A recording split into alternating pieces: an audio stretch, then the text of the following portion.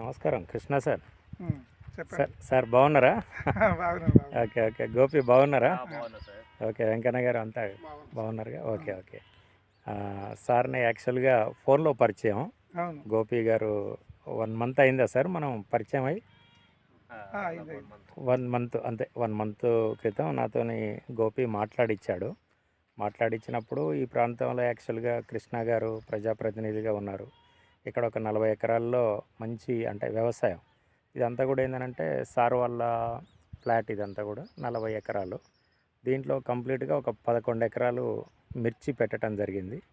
ఈ 3 ఎకరాల బిట్టు మాత్రం మా గోపి గారికి అప్పచెప్పాడు. అవును. ఈ 3 ఎకరాల బిట్టు మాత్రం గోపి ఆర్పిఎస్ అంటున్నావు కదా, ఆర్పిఎస్ రిజల్ట్ అనేది చూద్దాం గోపి, మిగతా దానికి కాదు, దీంట్లో గ్రోత్ లేదు. ఈ 3 ఎకరాలు ఏంటంటే కంప్లీట్గా నాకు 1 మంత్ క్రితం గోపి ఫోటోలు పెట్టాడు. ఆ ఫోటోలకు ఈ ఫోటోలకు ఏం తేడా ఉందనేది మనం కృష్ణ గారి మాటల్లో మనం ఇప్పుడు విందామండి. కరెక్ట్గా 25 రోజులలో దీనికి సాయిల్ అప్లికేషన్ చేయటం జరిగింది అండ్ స్ప్రేయింగ్స్ కూడా చేయటం అనేది జరిగింది. సార్ మాటల్లో ఆర్పిఎస్ వాడిన తర్వాత ఇక్కడ పబ్లిక్ టాక్ సార్ కూడా ఏమంటుండంటే ఇక్కడ రోడ్డు అమ్మట ఉంది, రైతులందరూ కూడా అరే కృష్ణా సార్ వ్యవసాయం అంటే బాగా ఉండాలి, ఎందుకు ఈ తోట ఒక్కటే వెనకబడిపోయింది అనేది సారు అంటే మాటల్లో ఫీలింగ్ అనేది నాకు అర్థమైపోయింది. యాక్చువల్గా మీరు కృష్ణా సార్ 1 మంత్ బ్యాక్ ఉన్న కండిషన్ ఏంది, ఇప్పుడు మన ఆర్పిఎస్ వాడిన తర్వాత దీని కండిషన్ ఎలా అనిపిస్తుంది, మీరు ఏం అబ్జర్వేషన్ చేశారు సార్? ఇది రెగ్యులర్గా లాస్ట్ 3 ఇయర్స్ నుంచి ఇది మిర్చి వేస్తున్నాం కంటిన్యూస్గా. అంటే మనకు క్రాప్ చేంజ్ అనేది చేయకపోవడం వల్ల ఓకే దీంట్లో అది ఆ పెరుగుదల కానీ ఎదుగుదల అనేది సరైన సమయంలో రాలేదు.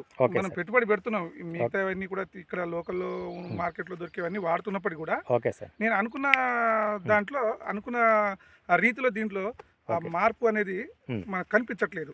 ఆ ఎదుగుదల కానీ పెరుగుదల కానీ కనపడకపోయేసరికి నేనేం చేశానంటే ఇంకా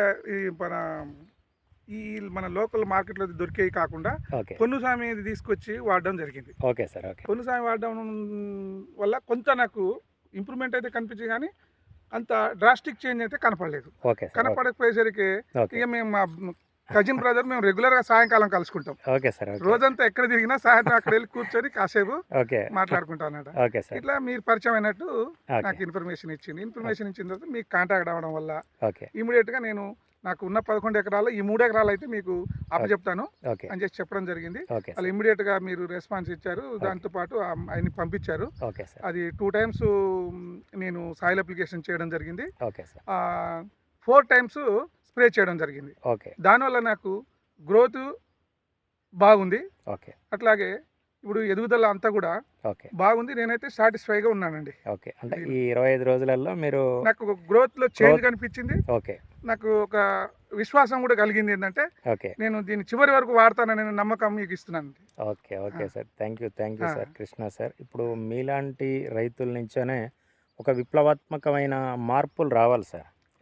యాక్చువల్గా ఏంటంటే ఈరోజు ఆంధ్ర, తెలంగాణ, కర్ణాటక, ఛత్తీస్గఢ్ ఈ ప్రాంతాలలో మిర్చి పండిస్తున్న రైతులు చాలా ఇబ్బందులు ఎదుర్కొంటున్నారు. వాస్తవంగా కూడా పెట్టుబడులు పెరుగుతున్నాయి కానీ దిగుబడులు అనేది గణనీయంగా పడిపోతున్నాయి. ఎకరానికి 10 నుంచి 12 క్వింటాలు పండియటం, 15, 20 క్వింటాల లోపు మాత్రమే ఎంతైనా సరే అంత దిగుబడి వస్తాయి. కానీ 20 క్వింటాల్ దిగుబడి వస్తే రైతుకు మిగిలేది అనేది శూన్యం సార్. భార్యాభర్త ఇద్దరు ఉన్నారనంటే వాళ్ళ కూలి కూడా మిగలకుండా పోతుంది.